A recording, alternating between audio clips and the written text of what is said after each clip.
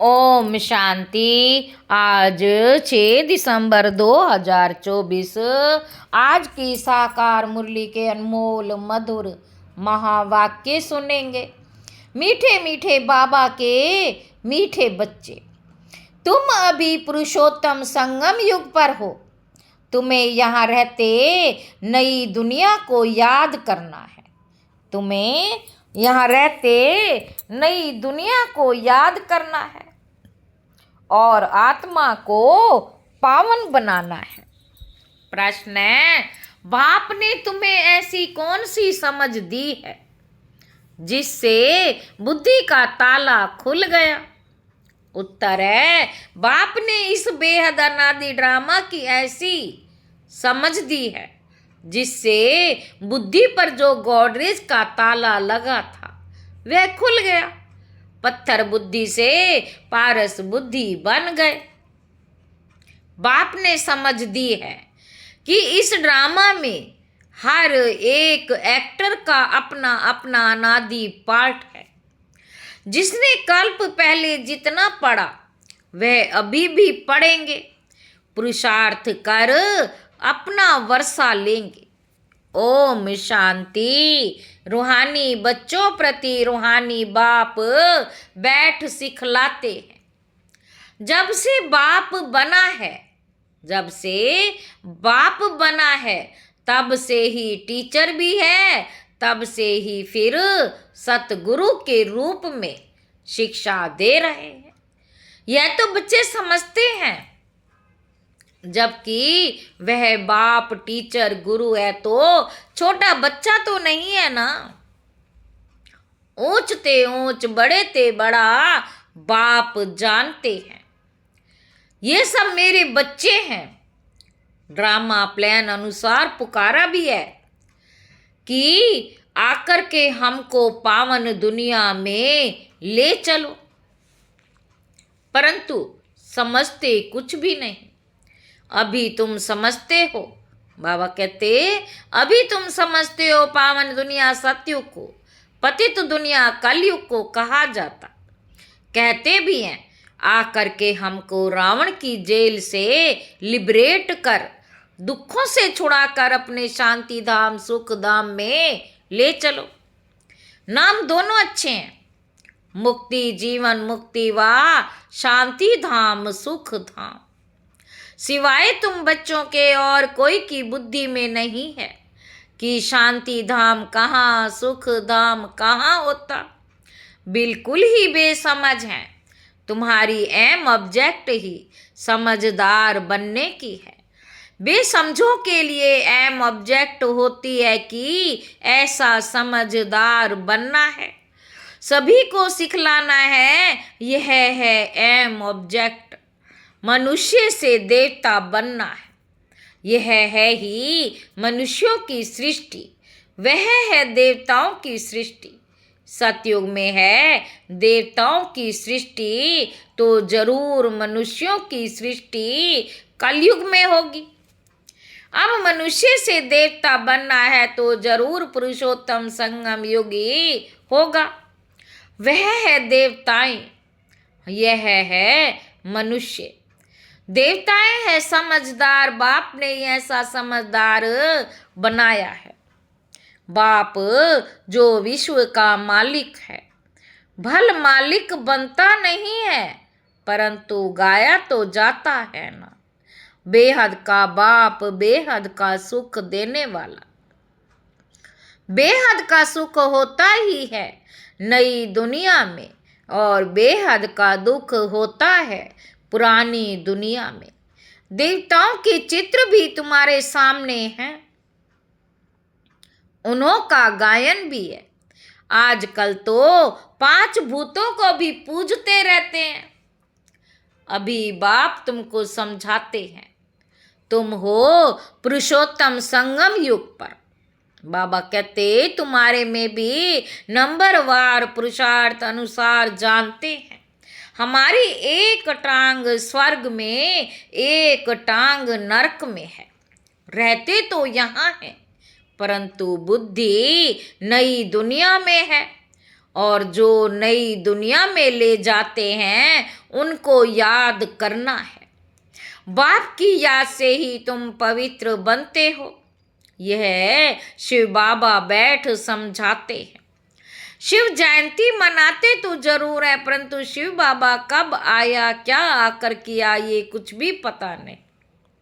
शिवरात्रि मनाते हैं और श्री कृष्ण की जयंती मनाते हैं। बाबा कहते वही अक्षर जो श्री कृष्ण के लिए कहते वह शिव बाबा के लिए तो नहीं कहेंगे ना, इसलिए उनकी फिर शिवरात्रि कहते हैं। अर्थ कुछ नहीं समझते। बाबा कहते तुम बच्चों को तो अर्थ समझाया जाता है।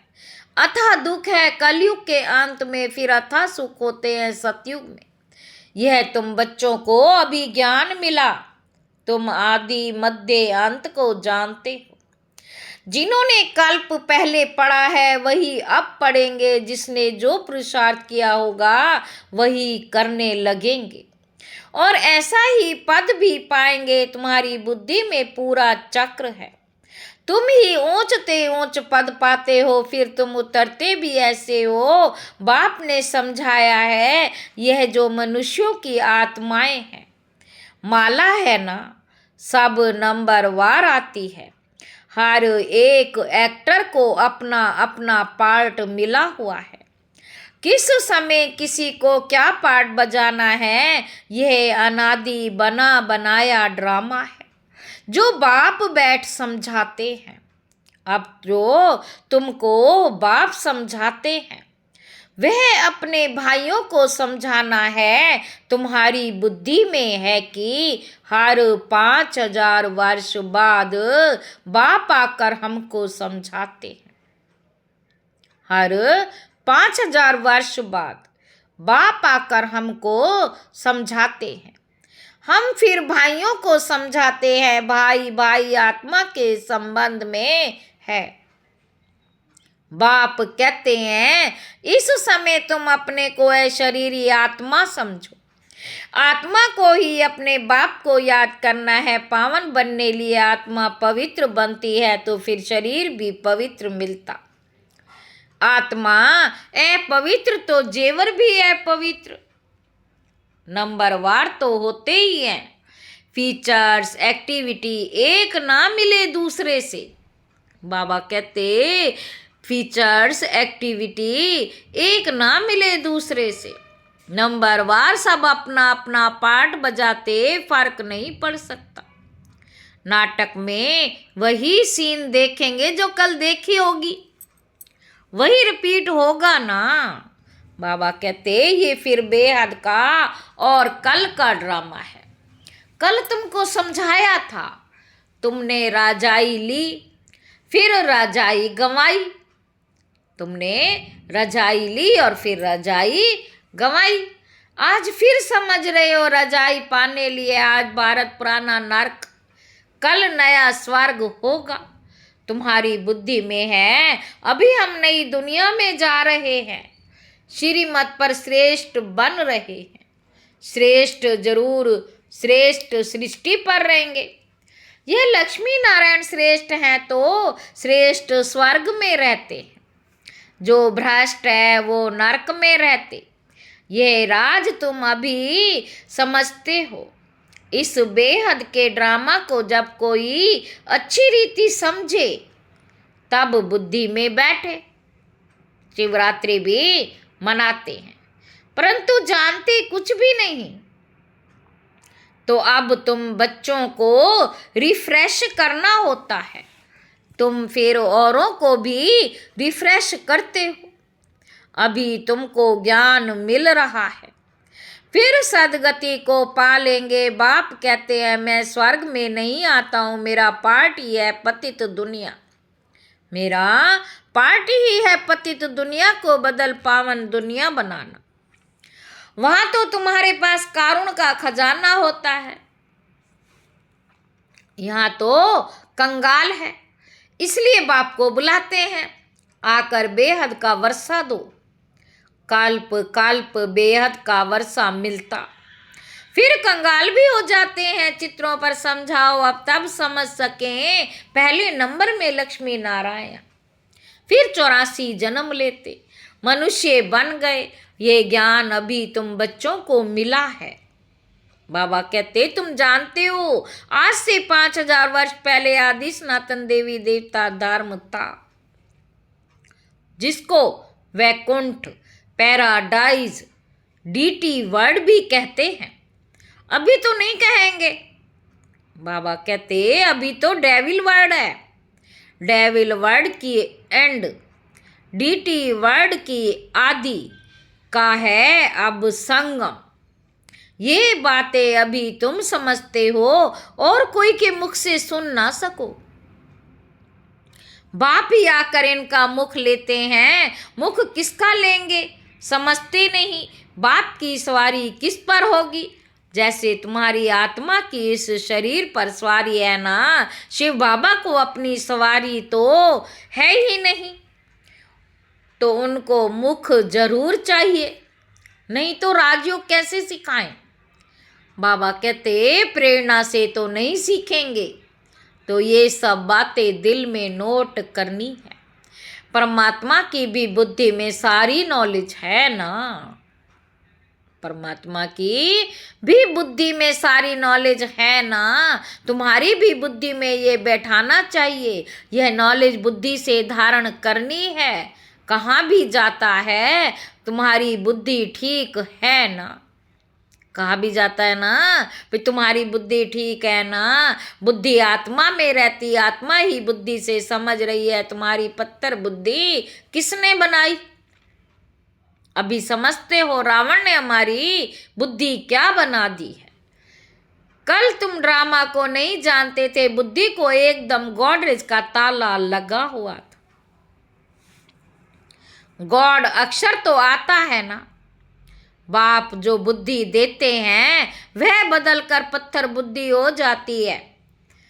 फिर बाप आकर ताला खोलते, सतयुग में ही पारस बुद्धि, बाप आकर सबका कल्याण करते हैं, नंबरवार सबकी बुद्धि खुलती है। फिर एक दो के पीछे आते रहते हैं, ऊपर में तो कोई रह ना सके, पतित वहाँ रह ना सके। बाप पावन बनाकर पावन दुनिया में ले जाते हैं, वहाँ सब पावन आत्माएं रहती, वह है निराकारी सृष्टि। बाबा कहते तुम बच्चों को अभी सब मालूम पड़ा है, इसलिए अपना घर भी जैसे बहुत नज़दीक दिखाई पड़ता है, तुम्हारे घर से बहुत प्यार है। तुम्हारे जैसा प्यार तो कोई का है नहीं, तुम्हारे में भी नंबरवार है। जिनका बाप के साथ लव है, जिनका बाप के साथ लव है, उनका घर के साथ भी लव है। बाबा कहते मुरब्बी बच्चे होते हैं ना, तुम समझते हो यहाँ जो अच्छी रीति पुरुषार्थ कर मुरब्बी बच्चा बनेगा, वही ऊंच पद पाएंगे, छोटे अथवा बड़े शरीर के ऊपर नहीं, छोटे अथवा बड़े शरीर के ऊपर नहीं। ज्ञान और योग में जो मस्त रहते हैं वह बड़े हैं। कोई छोटे छोटे बच्चे भी ज्ञान योग में तीखे तो बड़ों को पढ़ाते हैं, नहीं तो कायदा है बड़े छोटों को पढ़ाते हैं। आजकल तो मिड गैड भी हो जाते हैं, यूँ तो सब आत्माएं मिड गैड हैं, आत्मा बिंदी है, उनका क्या वजन करें, उनका क्या वजन करें। सितारा है, मनुष्य लोग सितारा नाम सुन ऊपर में देखते हैं। तुम सितारा नाम सुन अपने को देखते हो, धरती के सितारे तुम हो, वह आसमान के जो जड़ हैं, तुम चैतन्य हो। वो आसमान के जड़ हैं, तुम चैतन्य हो, उनमें तो फेर बदल कुछ नहीं होता। तुम तो 84 जन्म लेते हो, कितना बड़ा पार्ट बजाते हो, पार्ट बजाते बजाते चमक डल हो जाती, बैटरी डिस्चार्ज हो जाती। फिर बाप आकर भिन्न भिन्न प्रकार से समझाते हैं, क्योंकि तुम्हारी आत्मा उझाई हुई है, ताकत जो भरी थी वह खल्लास हो गई है। अब फिर बाप द्वारा ताकत भरते हो। बाबा कहते बाप द्वारा ताकत भरते हो, तुम अपनी बैटरी चार्ज कर रहे हो। इसमें माया भी बहुत विघ्न डालती है, बैटरी चार्ज करने नहीं देती। तुम चैतन्य बैटरियां हो, जानते हो बाप के साथ योग लगाने से हम सतो प्रधान बनेंगे। अभी तमो प्रधान बने हैं। उस हद की पढ़ाई और इस बेहद की पढ़ाई में बहुत फर्क है। कैसे नंबरवार सब आत्माएं ऊपर जाती हैं, फिर अपने समय पर पाठ बजाने आना है। सबको अपना अविनाशी पाठ मिला हुआ है। तुमने ये 84 का पाठ कितनी बार बजाया होगा? तुम्हारी बैटरी कितनी बार चार्ज और डिस्चार्ज हुई? जब जानते हो हमारी बैटरी डिस्चार्ज है, तो फिर चार्ज करने में देरी क्यों करनी? चार्ज करने में देरी क्यों करनी चाहिए? बाबा कहते, परंतु माया बैटरी चार्ज करने नहीं देती। माया बैटरी चार्ज करना तुमको भुला देती है, घड़ी घड़ी बैटरी डिस्चार्ज करा देती। कोशिश करते हो बाप को याद करने की, परंतु कर नहीं सकते। तुम्हारे में जो बैटरी चार्ज कर सतो प्रधान तक नजदीक आते हैं, उनमें भी कभी कभी माया गफलत कराए बैटरी डिस्चार्ज कर देती है। यह पिछाड़ी तक होता रहेगा। फिर जब लड़ाई का अंत होता तो सब खत्म हो जाते हैं। फिर जिसकी जितनी बैटरी चार्ज हुई होगी उस अनुसार पद पाएंगे। सभी आत्माएं बाप के बच्चे हैं। बाप ही आकर सबकी बैटरी चार्ज कराते हैं। खेल कैसा वंडरफुल बना हुआ है। बाप के साथ योग लगाने से घड़ी घड़ी हट जाते हैं तो कितना नुकसान होता है ना। हटे, उसके लिए पुरुषार्थ कराया जाता है। पुरुषार्थ करते करते जब समाप्ति होती तो फिर नंबरवार पुरुषार्थ अनुसार तुम्हारा पाठ पूरा होता है। जैसे कल्प कल्प होता है, आत्माओं की माला बनती रहती है। तुम बच्चे जानते हो रुद्राक्ष की माला है, विष्णु की भी माला है। बाबा कहते, तुम बच्चे जानते हो रुद्राक्ष की माला है, विष्णु की भी माला है। पहले नंबर में तो उनकी माला रखेंगे ना। बाप देवी दुनिया रचते हैं ना। जैसे रुद्र माला है वैसे रुंड माला है। ब्राह्मणों की माला अभी नहीं बन सकेगी, बदली सदली होती रहेगी। फाइनल तब होंगे जब रुद्र माला बनेगी। यह ब्राह्मणों की भी माला है, परंतु इस समय नहीं बन सकती। वास्तव में प्रजापिता ब्रह्मा की सब संतान है। शिव बाबा के संतान की भी माला है, विष्णु की भी माला कहेंगे। तुम ब्राह्मण बनते हो तो ब्रह्मा की और शिव की भी माला चाहिए। ये सारा ज्ञान तुम्हारी बुद्धि में नंबरवार है। सुनते तो सभी हैं, बाबा कहते सुनते तो सभी हैं, परंतु कोई का उस समय ही कानों से निकल जाता है। सुनते ही नहीं, कोई तो पढ़ते ही नहीं, उनको पता ही नहीं भगवान पढ़ाने आए हैं। पढ़ते ही नहीं। यह पढ़ाई तो कितना खुशी से पढ़नी चाहिए। ये पढ़ाई तो कितना खुशी से पढ़नी चाहिए। अच्छा, मीठे मीठे सिक्के लदे बच्चों प्रति माता पिता बाप दादा का याद प्यार और गुड मॉर्निंग। रूहानी बाप की रूहानी बच्चों को नमस्ते। हम रूहानी बच्चों की रूहानी बाप को याद प्यार और गुड मॉर्निंग। नमस्ते बाबा, नमस्ते, शुक्रिया बाबा, शुक्रिया। धारणा के लिए मुख्य सार पहला पॉइंट है, याद की यात्रा से आत्मा रूपी बैटरी को चार्ज कर सतो प्रदान तक पहुंचाना। ऐसी कोई गफलत नहीं करनी है जो बैटरी डिस्चार्ज हो जाए।